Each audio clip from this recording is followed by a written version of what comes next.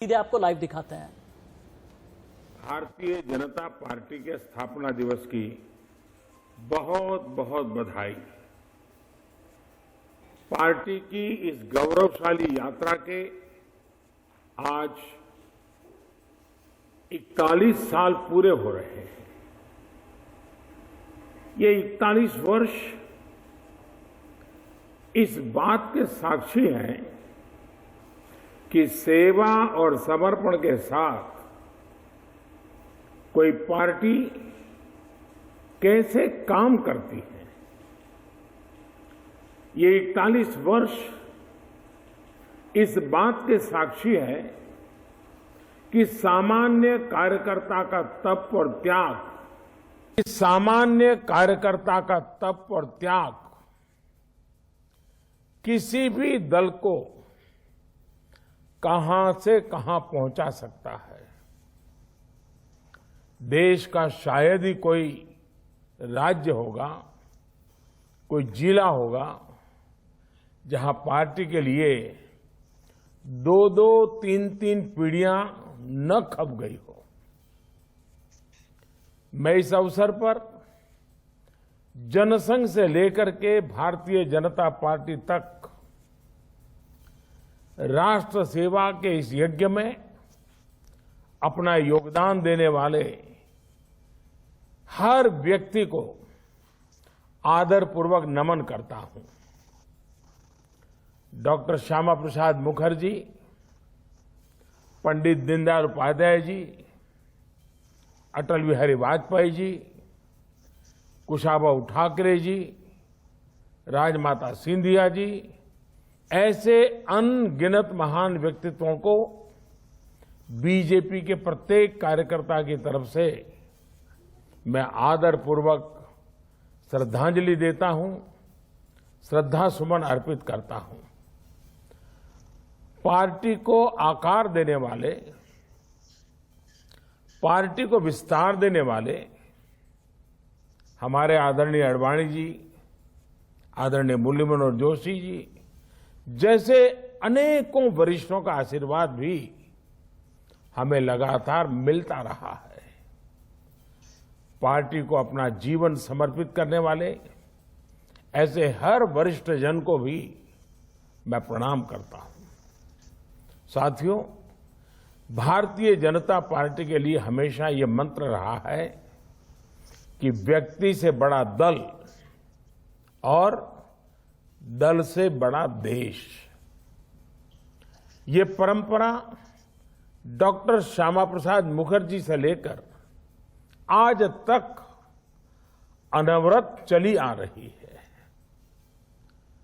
Doctor Shyama Prasad Mukherjee के बलिदान की शक्ति है कि हम वो स्वप्न पूरा कर पाए। आर्टिकल 370 हटाकर कश्मीर को संवैधानिक अधिकार दे पाए। हम सभी ने देखा है कि कैसे अटल जी ने एक वोट से सरकार गिरना स्वीकार कर लिया, लेकिन पार्टी के आदर्शों से समझौता नहीं किया। आपातकाल में लोकतंत्र की रक्षा के लिए हमारे कार्यकर्ताओं ने कैसे कैसे कष्ट सहे। लोकतांत्रिक नैतिकता के कैसे कैसे उदाहरण दिए। हमारे देश में राजनीतिक स्वार्थ के लिए दलों के टूटने के अनेकों उदाहरण हैं, लेकिन देश हित में लोकतंत्र के लिए दल के विलय की घटनाएं शायद ही कहीं नजर मिलेगी। भारतीय जनसंघ ने ये करके दिखाया था। जनसंघ से लेकर अभी तक ये तपस्या हमारे कार्यकर्ताओं के लिए बहुत बड़ी प्रेरणा है। साथियों, पिछले साल कोरोना ने पूरे देश के सामने एक अभूतपूर्व संकट खड़ा कर दिया था। तब आप सब अपना सुख दुख भूलकर देशवासियों की सेवा में लगे रहे। आपने सेवा ही संगठन का संकल्प लिया और उसके लिए आप डटे रहे, लगे रहे और लोगों की सेवा करते रहे। जो काम आप गांव-गांव में, शहरों में कर रहे थे, घर घर पहुंच रहे थे, वैसा ही कुछ काम अंत्योदय की प्रेरणा से भाजपा की सरकारें, चाहे केंद्र हो या राज्य हो, अपना दायित्व निभाती रही। गरीब कल्याण योजना से लेकर वंदे भारत मिशन तक हमारे सेवा भाव को देश ने महसूस किया है। यही नहीं, इसी संकट काल में देश ने नए भारत का खाका खींचा और आत्मनिर्भर भारत अभियान शुरू किया। आज आत्मनिर्भर भारत अभियान गांव गरीब का, किसान का, मजदूर का, दलित का, वंचित का, महिलाओं का, युवाओं का, हर किसी का स्वयं का एक प्रकार से अभियान बन गया है। आज भाजपा से गांव गरीब का जुड़ाव इसलिए बढ़ रहा है क्योंकि आज वो पहली बार अंत्योदय को साकार होते देख रहा है। 21वीं सदी में जिन युवाओं ने जन्म लिया है, वे आज भारतीय जनता पार्टी के साथ है, भाजपा की नीतियां, भाजपा के प्रयासों के साथ है। साथियों, गांधी जी कहते थे कि निर्णय और योजनाएं वो हों जो समाज की आखिरी पंक्ति में खड़े व्यक्ति तक लाभ पहुंचाए। गांधी जी की उसी मूल भावना को चरितार्थ करने के लिए हमने अथक प्रयास किया है।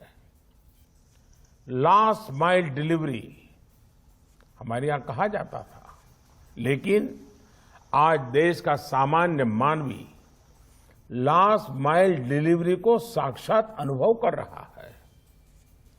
देश के हर गरीब के पास बैंक अकाउंट हो, देश के हर गरीब के पास पक्की छत हो, देश के हर गरीब को शौचालय की सुविधा मिले, हर रसोई में गैस कनेक्शन हो, हर घर में बिजली कनेक्शन हो, हर गरीब को इलाज की सुविधा हो, हर गांव में ऑप्टिकल फाइबर हो।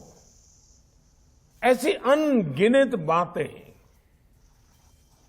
जो समाज के आखिरी व्यक्ति हो या देश का आखिरी इलाका हो, इसके लिए भाजपा सरकारें, चाहे केंद्र हो या राज्य में हो,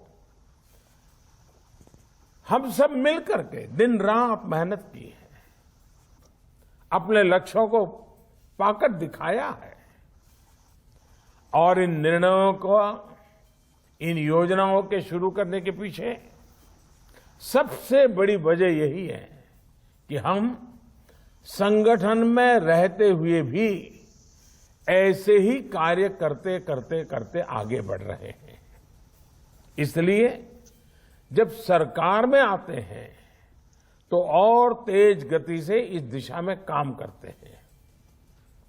हमारी कार्यशैली है, हम किसी से कुछ भी छीनते नहीं हैं और छीने बिना भी दूसरे के हक उसे मिले, इसमें जागरूक प्रयास करते हैं।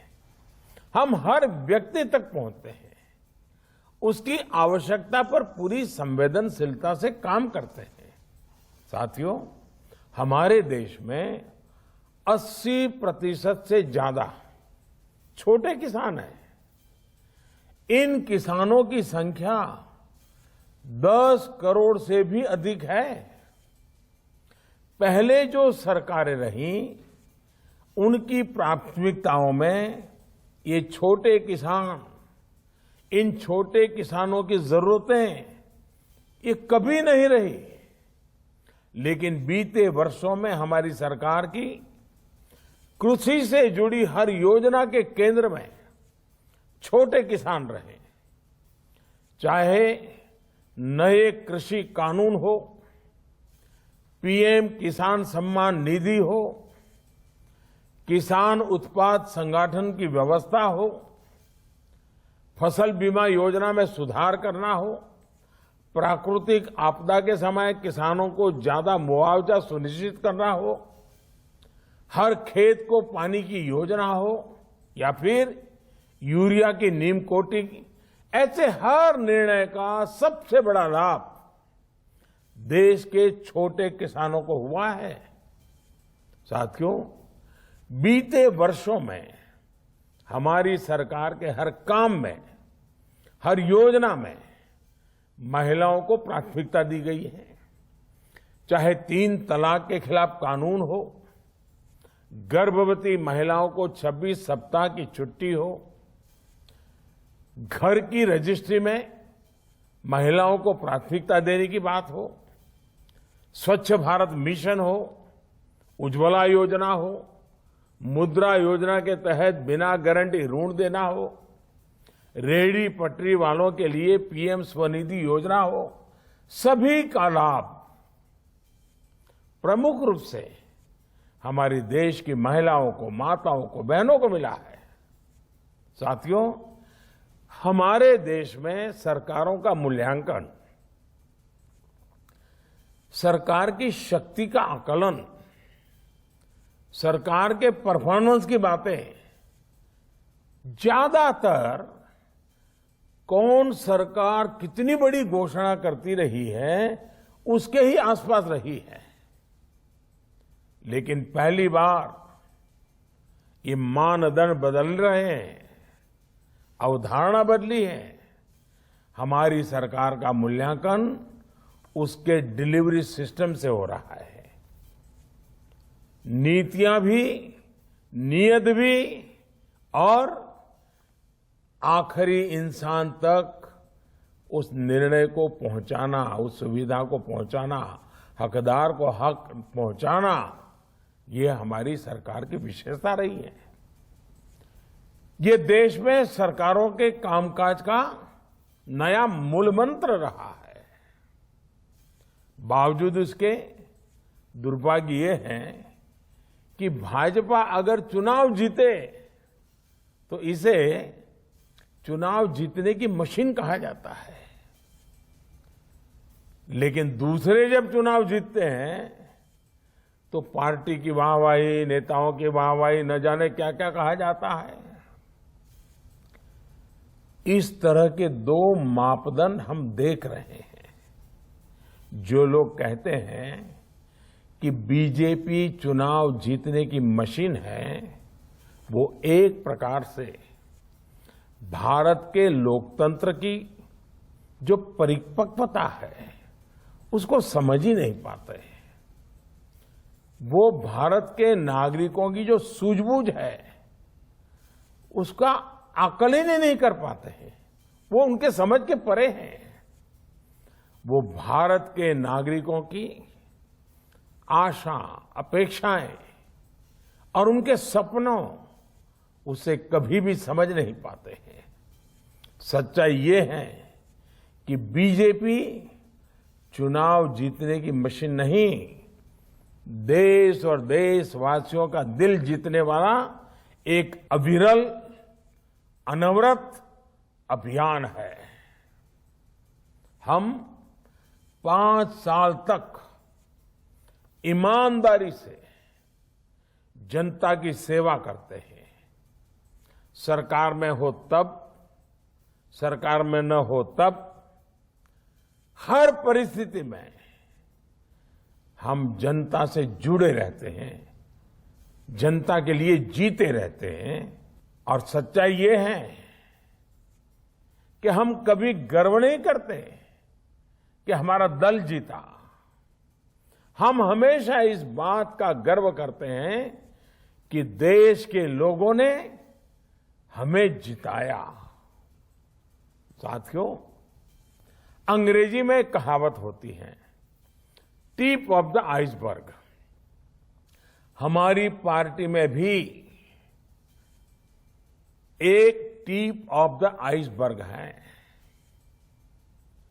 ये अखबारों में, टीवी पर दिखता है, लेकिन इनकी संख्या बहुत ज्यादा नहीं है।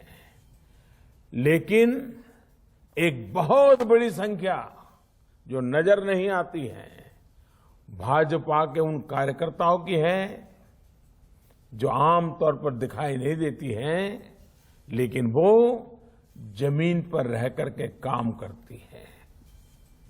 ये भाजपा को ताकत देते हैं, जनता के बीच काम करते हुए संगठन की शक्ति को और बढ़ाते हैं।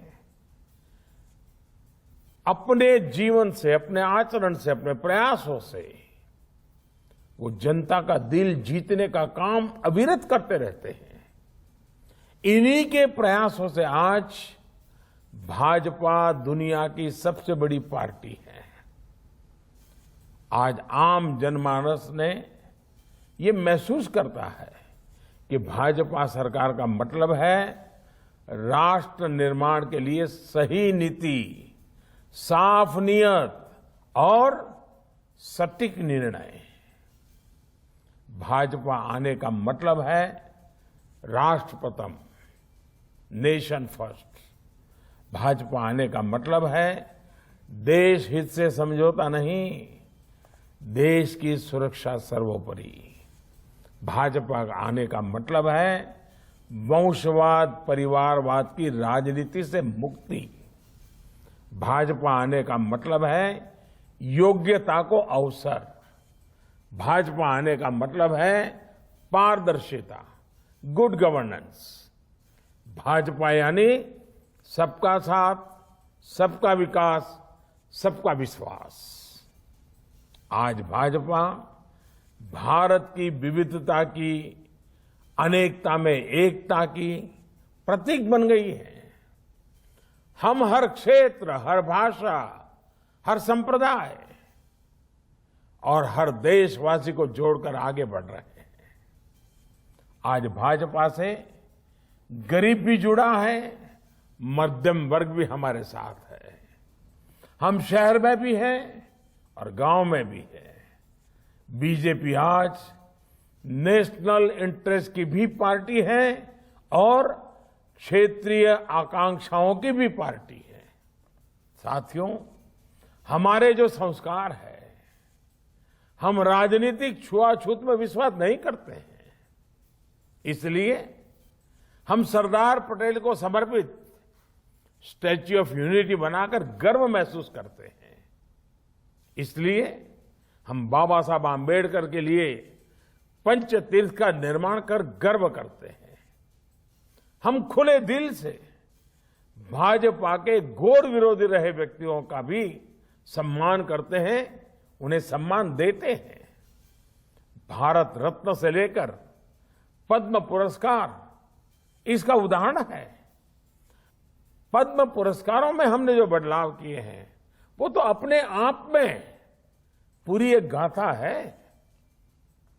वो तस्वीर कौन भूल सकता है, और उस तस्वीर को देख करके कौन भावुक नहीं हो सकता था।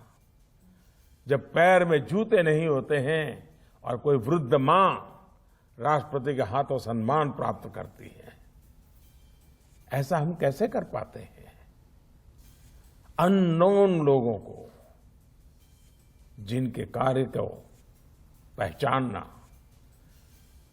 और इतने बड़े सम्मान से उनको जोड़ना, क्योंकि हम जड़ों से जुड़े रहते हैं, क्योंकि हम जमीन से जुड़े रहते हैं।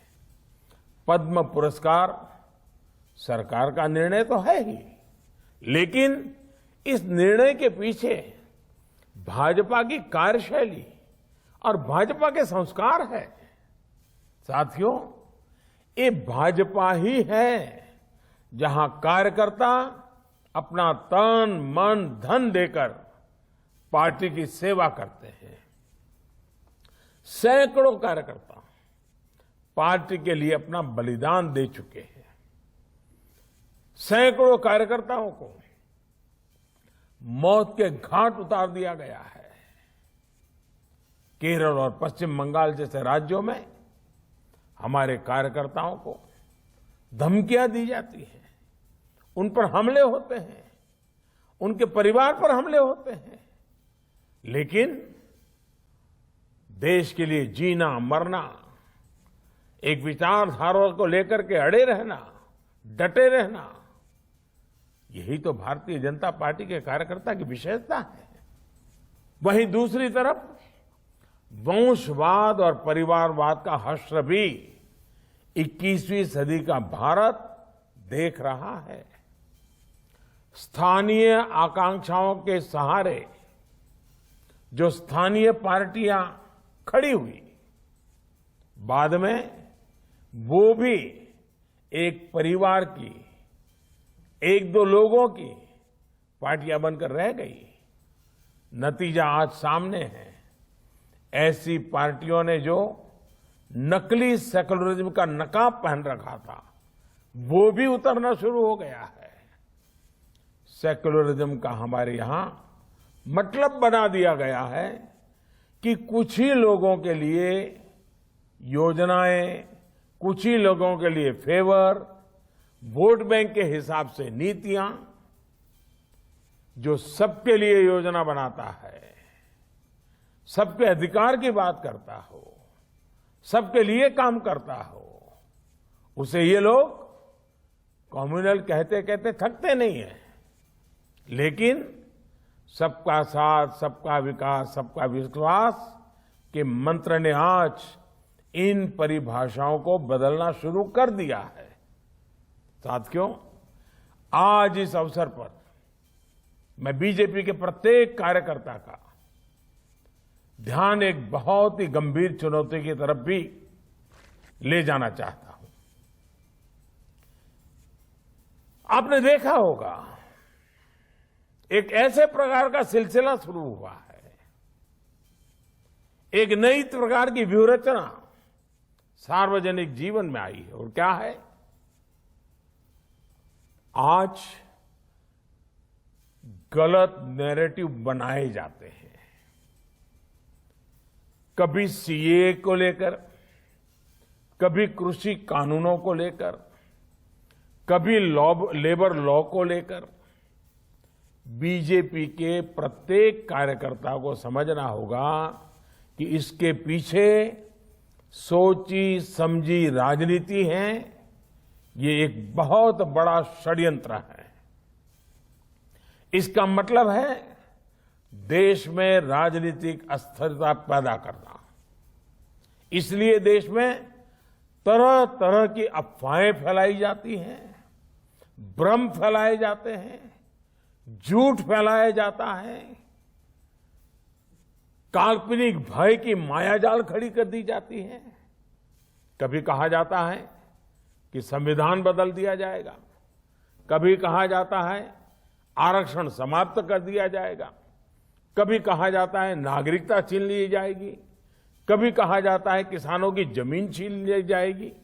ये सब कोरे झूठ होते हैं, लेकिन कुछ लोगों और संगठनों द्वारा इन्हें तेजी से फैलाया जाता है।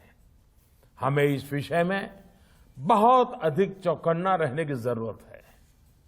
हमें बहुत जानकारी के साथ देशवासियों के बीच जाते रहना होगा, उन्हें जागरूक करते रहना होगा। ये काम कुछ लोग जो ये अफवाहें फैलाने का काम करते हैं, नैरेटिव बदलने का काम करते हैं, काल्पनिक भय खड़ा करते हैं, ये जो कुछ लोग हैं, ज्यादातर तो वो हैं जो अपनी पराजय को स्वीकार न कर पाने की वजह से करते रहते हैं। कुछ लोग अपने राजनीतिक स्वार्थ की वजह से करते हैं। कुछ लोगों की भाजपा से जन्मजात दुश्मनी है, इसलिए करते हैं। लेकिन ये लोग ऐसे कार्य कर रहे हैं जो देश को बहुत लंबे समय तक नुकसान पहुंचाएगा। इसलिए बीजेपी के हर कार्यकर्ता को सतर्क रहना है। इन लोगों की सच्चाई से देश की जनता को सावधान करते रहना होगा। साथियों, हमारे शास्त्रों में कहा गया है, भवन्ति नम्राः तरव फल उद्यमय, अर्थात जब फल आते हैं तो वृक्ष झुक जाते हैं। यही मंत्र हमारे संगठन और पार्टी का भी है। हमें सत्ता सफलता के साथ और नम्र होते रहना है, और नम्र होना है, और सरल होना है। हमारे लिए सफलता का अर्थ है नए संकल्पों की शुरुआत। हम कैसे देश के लिए कुछ नया कर सकते हैं, कैसे देश के प्रयासों का हिस्सा बन सकते हैं, इस दिशा में लगातार सोचना है। साथियों, आज जब देश आजादी के 75 साल पूरे करने जा रहा है तो हमारी ये जिम्मेदारी और भी बड़ी हो जाती है। हमें अमृत महोत्सव को भी देश के प्रत्येक नागरिक तक लेकर जाना है, हर नागरिक को जोड़ना है। आजादी का अमृत महोत्सव अगले 25 वर्षों के लिए देश के लक्ष्य तय करने का अवसर भी है। देश के इन लक्ष्यों को पूरा करने में बहुत बड़ी भूमिका भाजपा, उसके कोटि कोटि कार्यकर्ता, उन्होंने विशेष रूप से निभानी ही चाहिए। इसलिए हमें भी अपने अगले 25 वर्षों के लिए लक्ष्य निर्धारित करने हैं, व्यक्तिगत भी और पार्टी की इकाई के लिए भी। हमारी पार्टी के भविष्य को, इन लक्ष्यों को पूरा करने की बड़ी जिम्मेदारी हमारे युवा कार्यकर्ताओं पर होगी। साथियों, भारत का जन जन और देश का कण कण हमारे लिए पवित्र है। उनकी सेवा हमारे लिए राष्ट्र सेवा है। सत्ता हमारे लिए इस पवित्र राष्ट्र सेवा का एक माध्यम है। पद हमारे लिए परिश्रम की पराकाष्ठा करने का दायित्व है। और हमारे लिए भाजपा कार्यकर्ता होना सिर्फ 2 शब्द नहीं है, ये हमारा जीवन मंत्र है। साथियों, अपनी बात समाप्त करने से पहले एक और बात आप सभी को पता है कि कल शाम को, यानी कि 7 अप्रैल को शाम 7 बजे मैं परीक्षा पे चर्चा करूंगा। आप सभी इस चर्चा का हिस्सा बने। याद रखिए, 7 अप्रैल शाम 7 बजे। और मैं चाहूंगा अधिक से अधिक परिवार, अधिक से अधिक विद्यार्थी मित्र इस संवाद में जरूर जुड़े और उनसे भी मुझे कुछ फीडबैक मिले। आप भी अपने सुझाव भेजिए ताकि ये परीक्षा पे चर्चा और समृद्ध होती रहे, हमारी नई पीढ़ी को ये बातें कुछ काम आती रहें, उसमें मुझे आपकी मदद मिल जाएगी। साथियों, आप सभी स्वस्थ रहें, प्रसन्न रहें, इसी तरह देश सेवा करते रहें। इसी विश्वास, इसी शुभकामना के साथ फिर एक बार आज भारतीय जनता पार्टी के स्थापना दिवस पर बहुत बहुत शुभकामनाएं देते हुए आप सबको बहुत बहुत धन्यवाद देता हूं। तो प्रधानमंत्री नरेंद्र मोदी का ये वर्चुअल संबोधन आप सुन रहे थे। बीजेपी को 41 साल हुए हैं। स्थापना दिवस के मौके पर प्रधानमंत्री मोदी का ये वर्चुअल संबोधन था। 6 अप्रैल 1980 को स्थापना हुई थी। उसके बाद 41 साल पूरे होने पर देश को संबोधित किया है। इस दौरान उन्होंने जिन राज्यों में चुनाव हैं वहां पर खासतौर का जिक्र किया कि वहां पर हमारे कार्यकर्ताओं पर हमले होते हैं। केरल की बात उन्होंने कही, बंगाल की बात उन्होंने छेड़ी कि हमारे कार्यकर्ताओं पर हमले हुए, विचारधारा को लेकर, लेकिन हमारे कार्यकर्ता लगातार अड़े रहे, उन पर अटैक होते रहे, लेकिन इसके बावजूद अपनी विचारधारा से पीछे नहीं हटे। वंशवाद को लेकर भी प्रधानमंत्री ने अपने संबोधन में निशाना साधा। साथ ही प्रधानमंत्री ने कहा, देश में लोगों के बीच हमें जाते रहना होगा और बीजेपी जमीन पर जाकर काम करती है, लोगों से मिलती है, बात करती है। किसान आंदोलन का जिक्र भी इस दौरान किया। साथ ही कहा कि 5 राज्यों में जो चुनाव हो रहे हैं उसमें बढ़ चढ़कर आप मतदान में हिस्सा लीजिए। वंशवाद की राजनीति खत्म होनी चाहिए। लोगों को भ्रमित करने वालों को आप खुद से दूर कीजिए। बीजेपी पर प्यार दिखाइए, भरोसा दिखाइए। बीजेपी आने का मतलब है नेशन फर्स्ट, हम राष्ट्र को प्रथम रखते हैं और इसी आधार पर पार्टी काम करती है। तन मन धन से बीजेपी कार्यकर्ता जमीन पर जाकर काम करते हैं। वंशवाद का नतीजा 21वीं सदी की भारत में दिखाई दे रहा है। अगले 25 साल के विजन को बीजेपी तैयार कर रही है। स्थापना दिवस के मौके पर प्रधानमंत्री नरेंद्र मोदी बोलते हुए इस दौरान उन्होंने 41 सालों में बीजेपी का किस तरह से इंक्लिनेशन रहा है, बढ़ने का ग्राफ किस तरीके से रहा, उस बात का भी जिक्र किया। जब 6 अप्रैल 1980 को स्थापना हुई थी तब 11 सदस्यों वाली पार्टी हुआ करती थी बीजेपी, लेकिन अब तकरीबन 18.5 करोड़ से ज्यादा सक्रिय कार्यकर्ता हैं भारतीय जनता पार्टी के। इन सब बातों का जिक्र प्रधानमंत्री मोदी ने किया है।